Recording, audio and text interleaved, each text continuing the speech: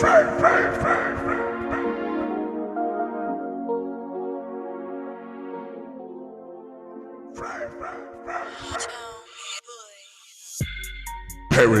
Radio, Fright Fest.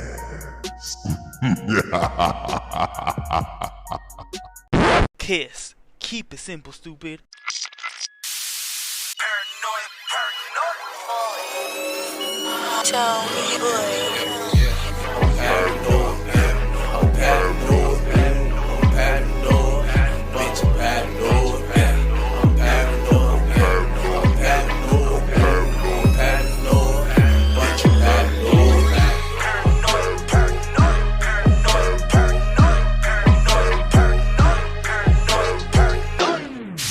Testicles, 1, 2, testicles. Welcome back to Paranoid Radio Podcast. I am your humble host, Trebles Garcia.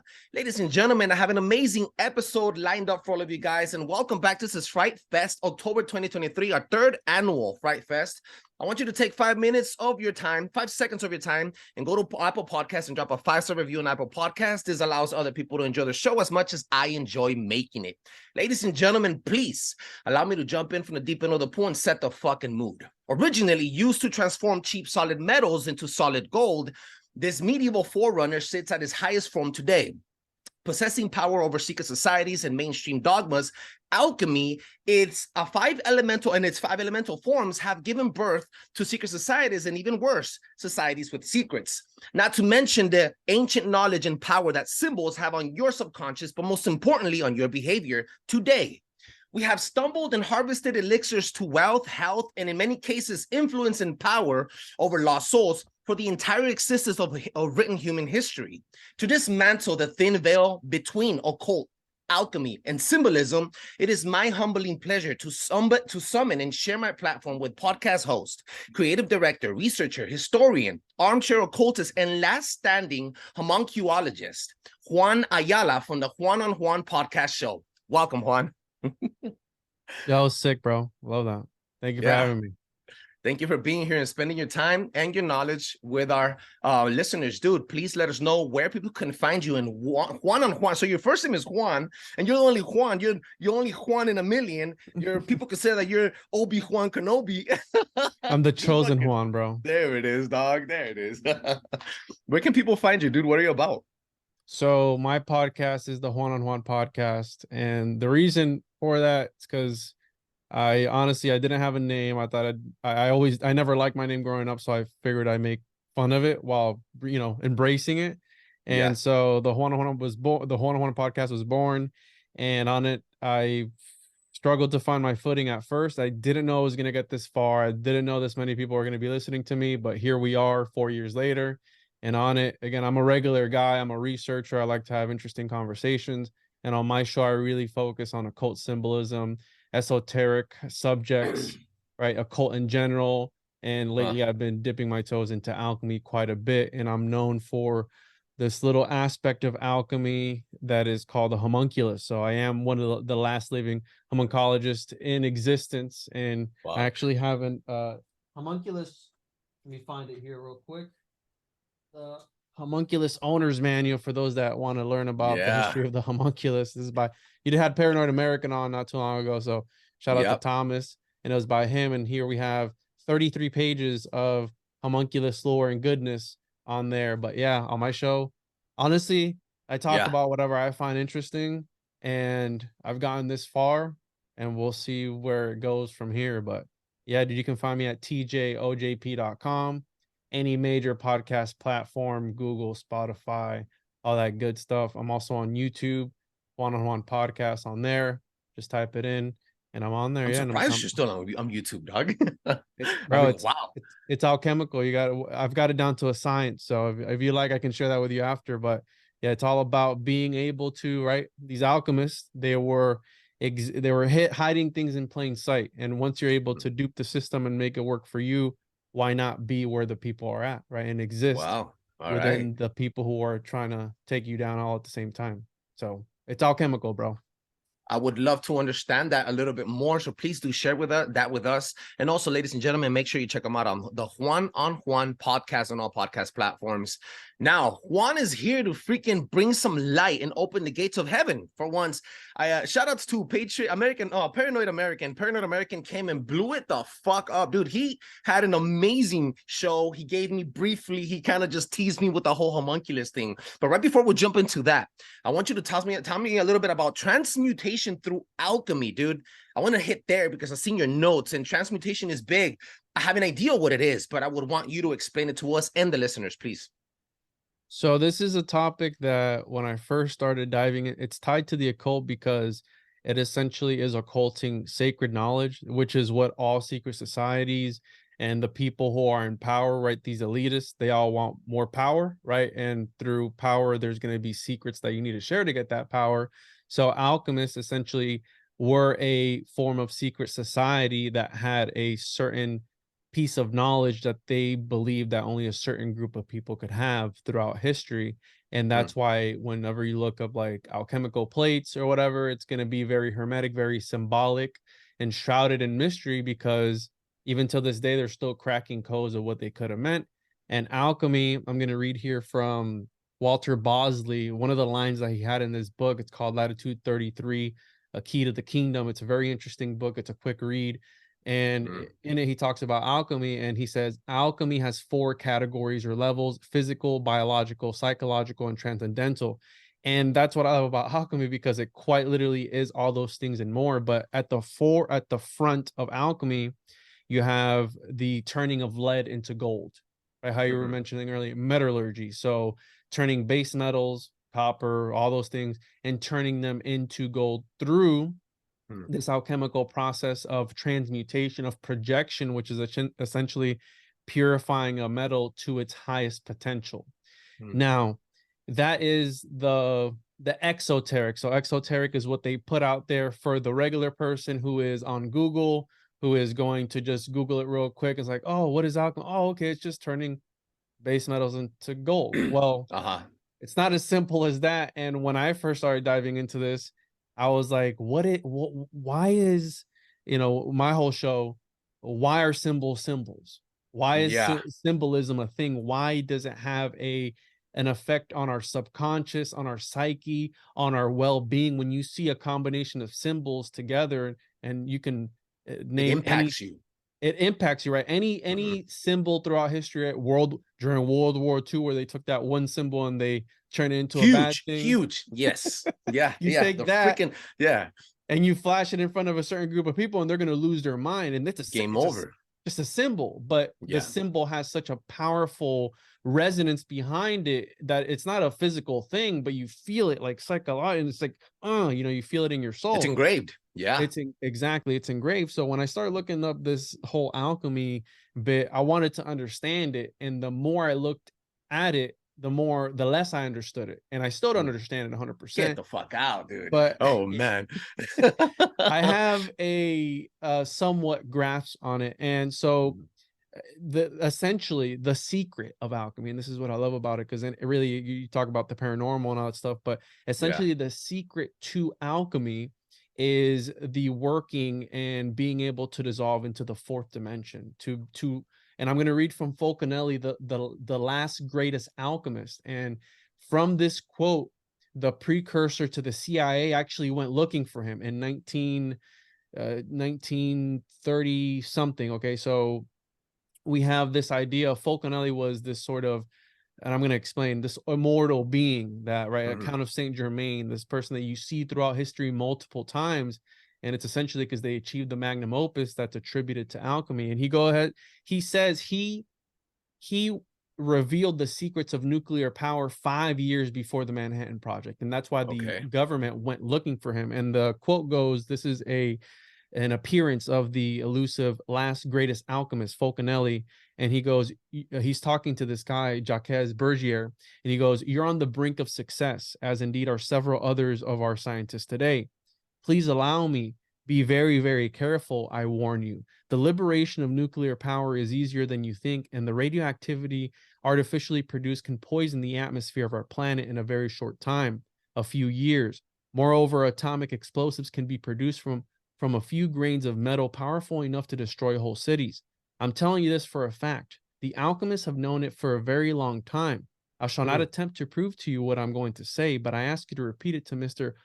Hellbronner. So this is a whole lore. I've done episodes on this. Certain geometrical, here's the kicker. Certain geometrical arrangements of highly purified materials are enough to release atomic forces without recourse to either electricity or vacuum techniques. And he reveals the secret of alchemy right here. The secret of alchemy is this. There is a way of manipulating matter and energy so as to produce what modern scientists call a field of force. The field acts out on the observer and puts him in a privileged position vis-a-vis the universe. From this position, he has access to realities which are ordinarily hidden from us by time and space, matter and energy. This is what we call the great work. So Fulcanelli dropping the hammer, right, about the secret of alchemy, where you quite literally step outside of space and time and are able to manipulate it from the outside.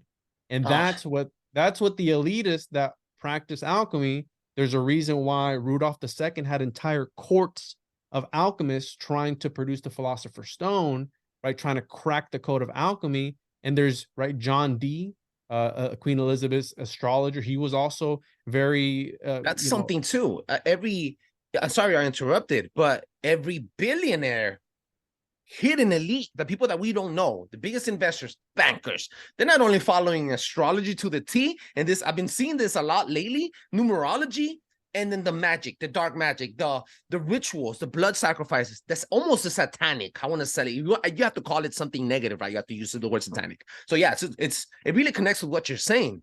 Okay, you're telling me alchemy is a science to move on, ascend, to move on to the fourth dimension?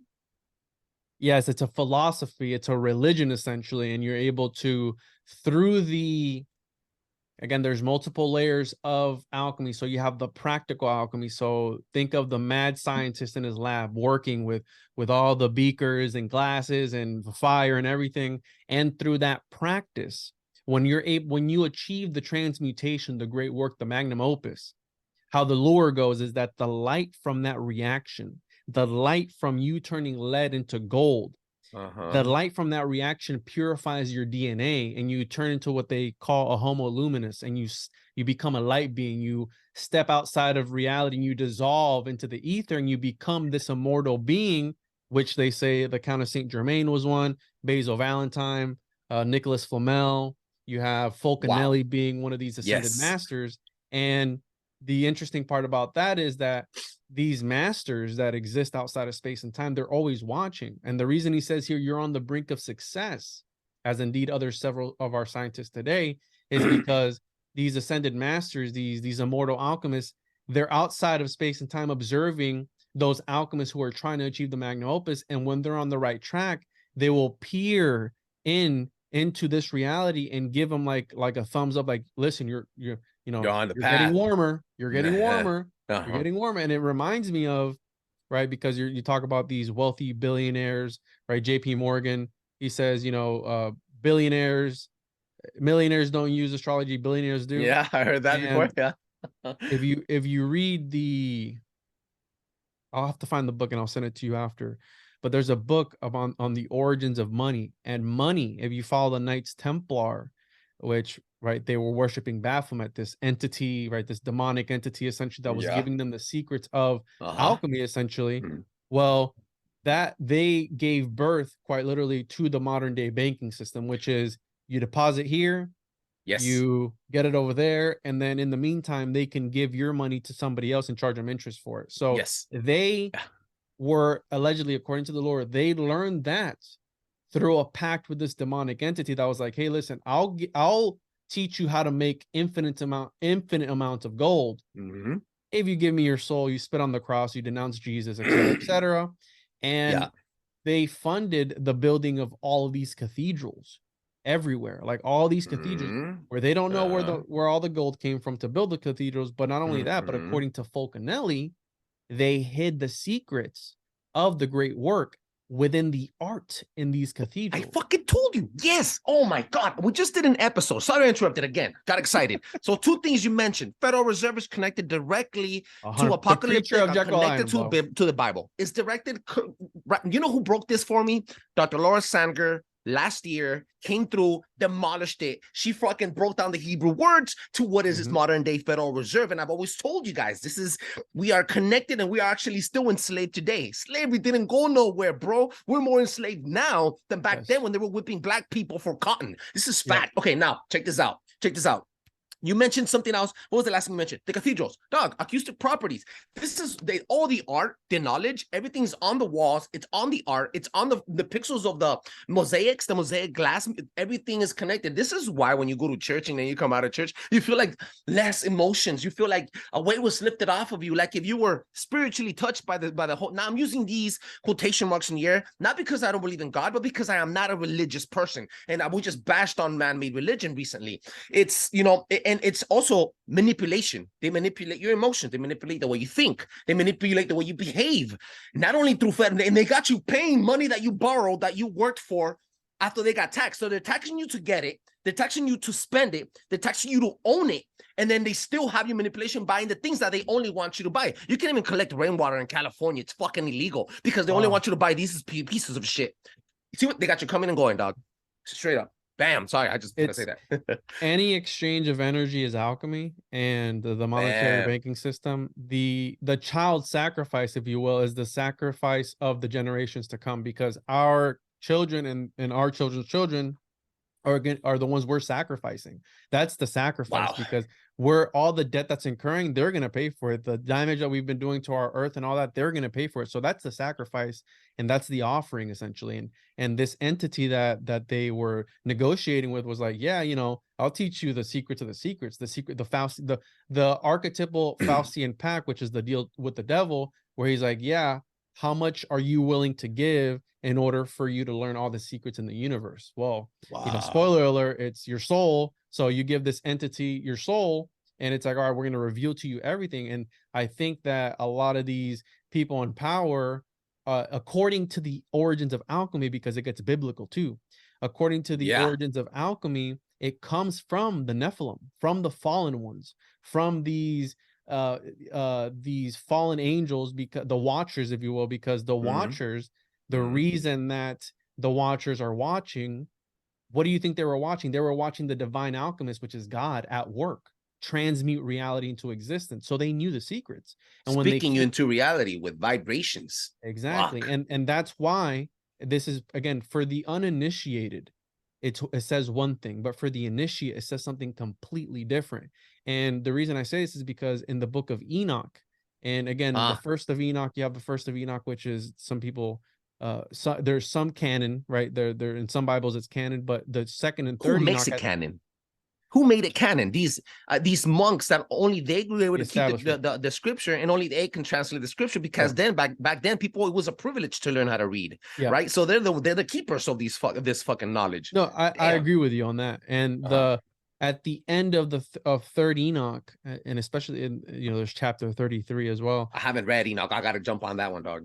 At the end of Enoch, after Enoch is in this other dimension, I'm going to call it another dimension, heaven, whatever you want to call it, in this other realm with these entities, these beings, these watchers, these angels, whatever, elementals, whatever you want to call it, after he is watching them and observing them, and he's watching how they're creating reality and creating man, at the end of it all, he becomes to Metatron, the lesser Yahweh, the little Yahweh. He takes a throne next to God. So essentially, through learning and observing the secrets of alchemy, you are able to become this overseer of reality, essentially. And I think this is why they took it out of the canon, and they didn't want to make it canonical, because nowadays it's a brokered experience. And dude, I came from a religious background. I believe in God. I consider myself a Christian. I don't subscribe to the establishment, but essentially nowadays it's a brokered experience. It's, you can achieve divinity through us. You pay us tithings, you come here every single Sunday, and we might save you a seat.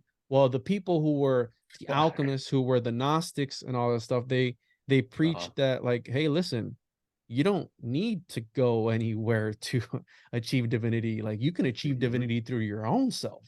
You know, it's Hermeticism, where they believe that they were gods themselves, right? I mean, that's heretical, and I don't think that you are a god in yourself. I think that you are able to achieve a certain level of enlightenment, but I don't think anyone will ever be as powerful as God, as the Godhead. But this is what Mighty they creator. believe. Yeah.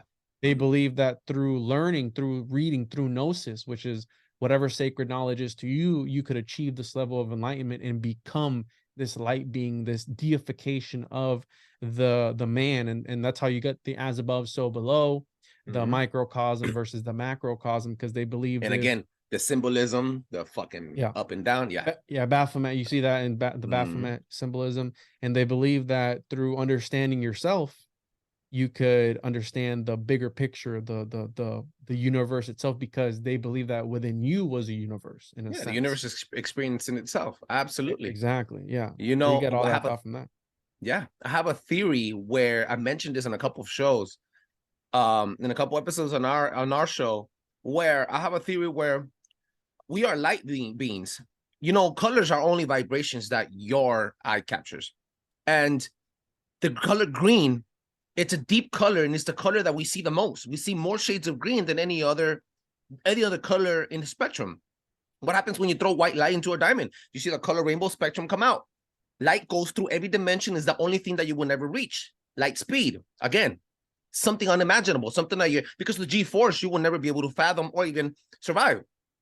Even the vacuum of space. You know, this is a Christian pastor that comes on Instagram and teaches about the trilogies of trilogies. You got matter, you got space, you got time, you got past, present, and future. You got matter, which is a solid, liquid, gas, and then you have space, which is, you know, the 3 dimensions. You have a height, length, and what's the other one? And width, right? So within those 3 dimensions, what we expect. This is the fishbowl. This is what we live in. What's the only thing that lives after that? Outside of that dimension, that trilogy dimension, we live in that. God is outside. They're about Almighty Creator, light, electricity, vibrations, and He goes through everything. This is the Bible. This is why the Bible said He spoke us into existence, because we are vibrations to the smallest molecule that we have, down to the smallest atom. Even the atom, the little atom fucking element, the little thing that you see is still 98% space. The atom itself has more space in it. We're 98% empty, if you even think about it. And we're always moving. This is why the Egyptians died with those tuning forks, and they were mummified, because they were tuned. They were trying to high vibration and ascend. And when I said this many times, so you're just connecting the dots. And this is all alchemy, the science of how you break down to ascend to up, if that makes any sense. That's wild, bro. No, but you mentioned a lot of negative alchemy usage throughout history and throughout the world. Is there any positive alchemy being used? White magic, I would say, for positive things. So I don't subscribe to like the white magic or black magic thing, but so from the practice of these alchemists, from them trying to achieve this metaphysical means, from them working in their lab trying to achieve, and there's various things you can achieve in alchemy. You can achieve, right, the magnum opus, either the elixir of life, the philosopher's stone, the divine androgen, or the homunculus, right? So there's various things you can do. And so that's why I told you that alchemy is like such a blanket term. We can focus on, you know, one aspect and talk about that for hours. But from alchemy came chemistry. So from the practical alchemy of what they call the wet and dry path came chemistry. And from chemistry, we have, medicine, which essentially some medicine is used for good, some medicine is used for evil, right? Evil with quotations. But I look at the occult as a sort of, right, and even alchemy itself, because they're trying to tap into, they're essentially trying to deconstruct reality, and they're trying to tap into what Falconelli talked about, the field of force. But it's like we see this in Star Wars. I'm a Star Wars fan, so you have the force. You can use it for good, be a Jedi, or you can use it for evil and be a Sith. It's like whatever you want to do with it, and it's all about perspective. Where to the Sith, they don't think that they're doing anything bad, and vice versa with the Jedi, they don't think they're doing anything bad, you know, they think that they're trying to fight the light. And I don't think I don't think in terms like that. It's just like, what are you? It always balances itself out. Exactly, because like the yin and yang, there's a little bit of everything in every. And I'm not trying to like sympathize for like people who are doing bad things, because essentially, if you follow the lore, alchemists came up with, they invented gunpowder in a sense, right? So I mean, what are guns used today for? They're used for very bad things, especially right now with what's going on. But Yeah. it's all about what you do with it. You can, use a gun to hunt an animal and feed your family, or you can use a gun to, right, do other nefarious things throughout history we've seen. So it's like how you look at it and like which side of the spectrum you're on, as far as white magic. And it's a technology. Magic with a K or a C, whatever you want to call it, is a tech. Alchemy is a technology, and it's used according to however. And the thing about alchemy is essentially what it's about is about what these elites want. They want more power. So right, stepping outside of reality and manipulating it. They want more money. So you have an endless amount of gold because you're transmuting it all, right? Fuck. So Yeah. what better way than to just use alchemy to benefit your own self? And I mean, obviously there's more to it than that, but yeah, that's essentially like the light side, which you can use alchemy to make poisons and poison somebody, right? You can unalive them by using a poison that you made through alchemy, or you can heal somebody through a potion or through an elixir or something that you made, or a potion like it's Dungeons and Dragons, but through a medicine that you made, which is spagyrics, which is extracting the essences of plants and whatever else to make tinctures to heal people. So there's that aspect of it. And yeah, it's all how you look at it, but anyone could tap into it and use it for however way they see fit. What's your take on linguistic magic? Are you versed on that? What I So, mean but is spell casting without even knowing you're spell casting, because everybody has the potential to create, I would seem, right? Energy doesn't dissipate or destroy, it only transfers or transforms, right? From hot to cold, and then you have, the different transformation of energy. Do you think that, or do you believe in your findings, in your research, did you find anything with language? yeah, so the word grammar comes from the 16th century grimoire, and a grimoire is a book of spells, and that's etymology. You can look Get up the the fuck out of here. Get the etymology of the fuck. word grammar. So they literally took our word grammar and they related it to a book of spells during the Renaissance era. And the reason that's important is because I do think that there are a lot of, so I mentioned alchemy is a lot of things, and Fulcanelli really focused on alchemy being a sort of language, what they call the green language, the language of the birds. And again, it's about the manipulation of how you're saying of reality itself. So through Yeah. spoken language, there's a reason why they, right, in a movie there's casting, right? There is when you spell, you're spelling, and I do 100%, bro. I'm with you on that. There is something to the idea of speaking things into existence, which Paracelsus, the 16th century alchemist slash father of modern day toxicology slash a lot of things Toxicology. Being toxic. toxic is an ology. So essentially, because of Paracelsus, the guy who coined the term homunculus, we have the dose makes the poison. So because of him, the doctors at the hospital or anesthesiologists know to give you the right amount of dose to not kill you. So because of this 16th century alchemist who was very eccentric, very weird for his time, I mean, to say the least, we have this tech that we have today. So we're talking about people who are trying to achieve this magnum opus, this philosopher's stone, and they were along the way stumbling across what we would call real science or seance or whatever you want to refer to it as. So from the woo-woo was born something, right? These people were experimenting with reality itself. And so yeah, the idea of, he also talked about a very interesting topic where it kind of androgenized and personified, I guess, in a weird way, the idea of what he referred to as elementary spirits. So not elementals were like these little, gnomes and dwarves and undines and like mermaids and all that stuff, but the idea of elementary spirits, which were a sort of entity that you would bring into existence through not necessarily speech, but thought. So like these thought forms that would then haunt you. And some people could even project these thought forms like vampires. He talked about vampires My and God. project it onto other people. So this is all Paracelsus, which he talked about the homunculus, which is like the Mac that what I think the alchemists were trying to do, which they're doing today. They're creating entities nowadays. I'm going to touch on that because you're the only last standing homunculologist. So before we get into that, and that's going to be the closing statement, you mentioned something about having an alter ego. That's kind of like how I perceived it. You bringing forth a different character from your thoughts, and you portray them through your characteristics, your behavior onto other people, and then those other people are affected by it. And then some of these characters that you bring out, your characteristics, again, your alter ego comes up. You could either use it for powerful or for negative. This is why drug addicts are in a different state of mind, because they have a different alter ego. You could call it demonic possession, a different mindset, a different, how do you call it, spectrum? Your brain waves are different. And then you have people that could tap into, for example, like Beyonce, just an example, basic example. She taps into an alter ego. She becomes fierce, and she becomes an artist, a full dancing machine, satanic worshiper, whatever. And then you have other people that have the talent to just tap into the greatest dancer. Some people are hermits that don't even they know how to communicate with people. But you say something, you say a word that has programmed them to fucking switch them, and they'll change character automatically. And I've seen that happen. I'm one of them. This is wild. This is wild because you're basically, this is a reflection of me. You are me, I am you. We connected for a reason. This is wild, dog. Now, you also mentioned homunculologists. First of all, I'm not going to say you're self-proclaimed. I don't know if there's other people. I just learned how to even pronounce the fucking word homun and then culologist. I'm very ignorant to when it comes to this side of town in the conspiracy world, in the conspiracy glacier.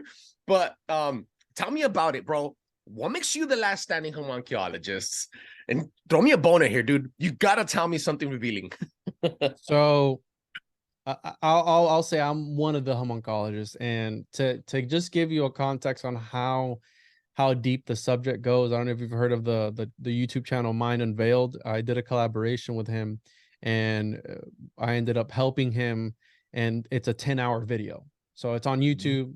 So yeah, it's a 10-hour long documentary on homunculus, just straight up homunculus lore. So I'm going to try and sum it up here quickly because it's a very multifaceted subject, just like how alchemy is. And this is what I love like about breaking it. down things, huh? You like breaking down to the T until Right. you learn every aspect of it. I'm an alchemist. And then when you learn, the I more you know that you don't know. exactly. I'm an alchemist, so I like to deconstruct things. And essentially what the alchemical homunculus is, because what you're talking about being taken over by certain entities, and this plays into etymology, because right, I'd even lump in, you're talking about drug addicts, I'd even lump in alcoholics in that, because alcoholics, you're drinking wine and spirits. Well, it's funny that the Sumerian word for altar is bar, and what do people do at Get bars? the They fuck drink out, wine and dude. spirits. So what are you opening yourself up to when you're drinking these again essences? Because through alchemy, the purification of these alcoholic drinks is done through alchemy, through distillation, which is an alchemical process, by the way. So what were they trying to do there? And so the homunculus, the alchemical homunculus, essentially what it is an artificially created being through the use of alchemy, that the alchemist is able to then use its various body parts through dissecting it or vivisecting it for the obtainment of godlike powers. So they take a little man in a vessel, they create artificial life through an alchemical process, and they give essentially birth to this little entity, this, some people, and you can look up right now the Guinness Book of World Records, or Guinness Book, or however you say it, and there is a world record for the largest homunculi in the world. Okay, that this is a real thing. You can look it up. Hashtag look it up. GTS that shit. Yeah, hashtag look it up, do your own research. But essentially it's a little magical being that, again, you can either chop it up and use it for magical purpose, and there's grimoires on this entire process of what body parts to use for what. It's blood, you can use it for this, it's eyes, you can use it for this, or you can let it grow into old age where it'll divinate for you, it'll tell you the future, it'll do magical things for you, it'll grow into a giant or a dwarf, or if you think of a leprechaun, it'll help you find, right, a leprechaun is a little magical being, it'll help you find treasures, hidden things within the world.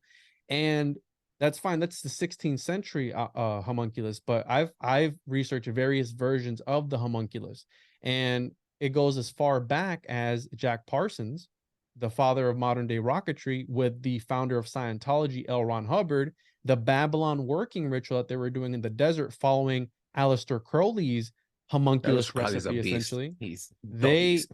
were trying to create a homunculus to bring in this new age of, right? They were trying to incarnate their Thelemic goddess, Babylon, essentially, into existence through the use of this technology, right? Again, it's a technology that even Aleister Crowley wrote as far, I mean, you know, we're talking about 1946, I believe it was, that they were doing this in the desert. So again, very smart people who, right, were some of the most notorious occultists.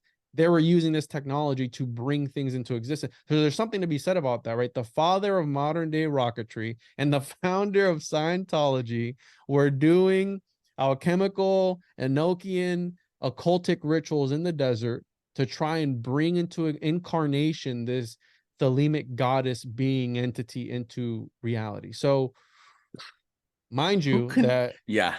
these people are tied to the highest people in Oh, yeah. society.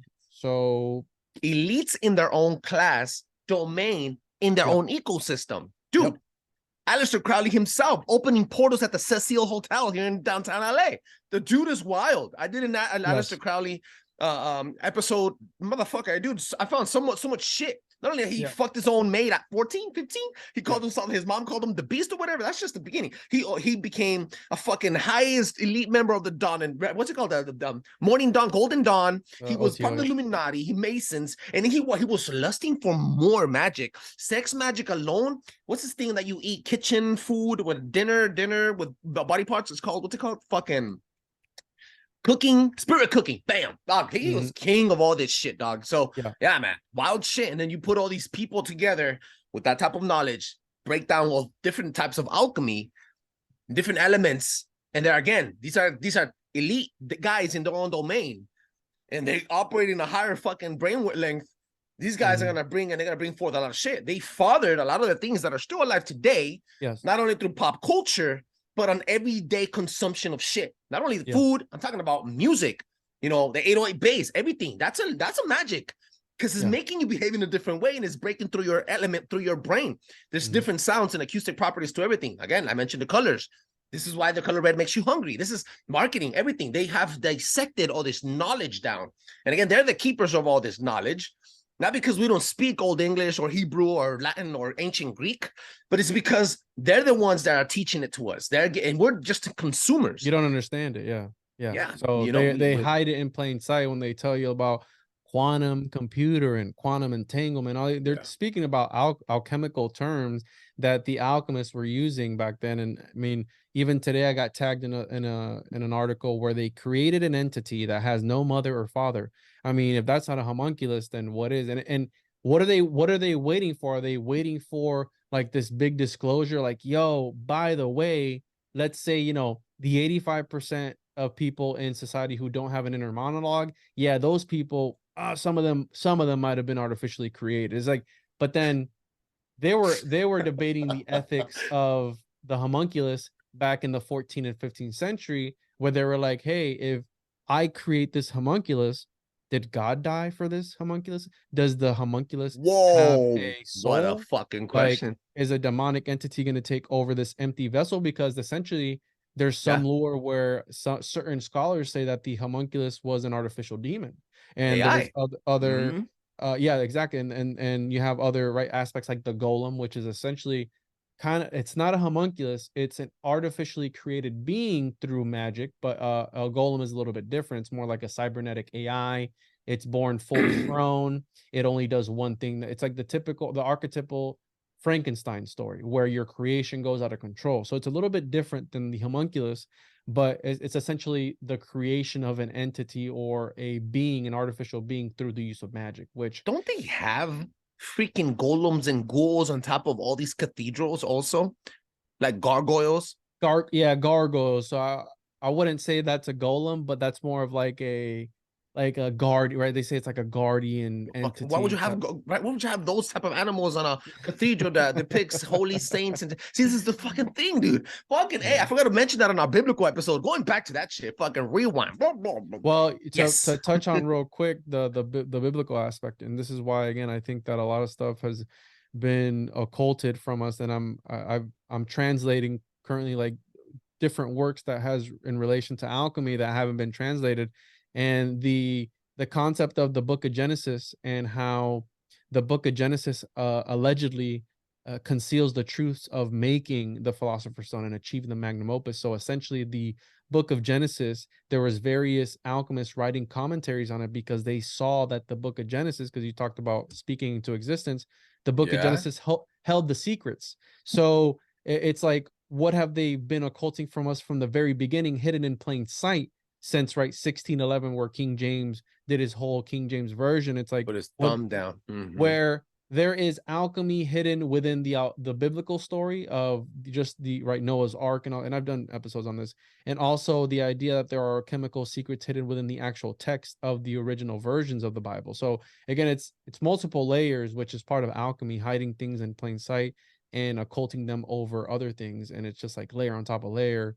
And that's why, again, there's one thing to be said. Manly P. Hall says, woe to those who accept the allegorical ramblings of the alchemists, because you have to be very careful as well, because alchemists were also looked at as charlatans. So there is take everything with a grain of salt, do your own research, right? Hashtag if you know, you know. And it's like, I always tell people, I'm just here to research the information, present it to people, have an interesting conversation, but you do with that information what you will. And I always encourage people to look into it themselves. I cite my resources, and anyone can reach out to me and I can give them my resources, my sources, and they can check it for themselves. And again, to touch on the alchemical, the biblialchemy that I've talked about, where they thought that the book of Genesis, the first chapters, revealed the magnum opus, and there's something occulted there, where enough to the point where there were alchemists who wrote 24 lectures worth of information on the first 3 chapters of Genesis, which I'm currently translating from German. So I will be reading that very soon here, come in a couple of months maybe. So yeah, it's a lot of information. Look it up. GTS that shit. GTS means Google that shit. Ladies and gentlemen, Juan on Juan podcast, Juan Ayala came in. He fucking conquered and left so many doors open. I don't even know which one to choose now, because there's so much fucking information. I am overwhelmed, and quite frankly, I'm also overwhelmed with gratitude, because you came and you spent so much time with us, and also you spilled open. My cup is definitely full after today. Alchemy is definitely a category under a category of subsections that is meant for all of us to at least try to understand and look into. Everything that you do has something that's breaking down. Everything that you touch has something that puts it together. So that even that's alchemy, the science of it. Reach higher ascendance. Please, Juan Ayala from the Juan on Juan podcast, available on all podcast platforms today and tomorrow. Go to Apple Podcasts and drop a 5-star review on his show. Juan, where can they find you one more time? tjojp.com is where all my links are at. You can find all my stuff, my RSS feed and everything on there. Any major podcast platform, how you said, YouTube, Google, Spotify, all that stuff. I'm everywhere, bro. TJOJP if you want to find all my links. I appreciate you. That is up. And you could also find them on the description of the show. Look them up on Instagram, the Juan on Juan podcast. And another name, dude, it's a different name. Believe it or not, it catches. It has a flavor. It has a fucking flavor. Ladies and gentlemen, to change it now, bro. So it's too late now. You got to write it out, Doug. Make sure you check them out on the Juan on Juan podcast. And this is Paranoid Radio Podcast. Ladies and gentlemen, go to the Apple Podcast, drop a 5-star review on Apple Podcast. This allows other people to enjoy the show as much as I enjoy making it. Thank you so much for tuning back in. Mad love to all of you guys. Shout outs again to Paranoid American for doing that homunculus guide. You gotta cough it up, guys. Check it out. Also, you can find the links, Homunculus Owner's Manual. You can find it on my website, and you can also find it on paranoidamerican.com. Massive shout outs to Paranoid American, Homunculus Owner Manual. And again, Juan on Juan Podcast, thank you so much, Juan. You came and you conquered, bro. You have an open door policy here at Paranoid Radio Podcast. Thank you so much, bro. Likewise, brother. Thank you for having me. Paranoid Radio.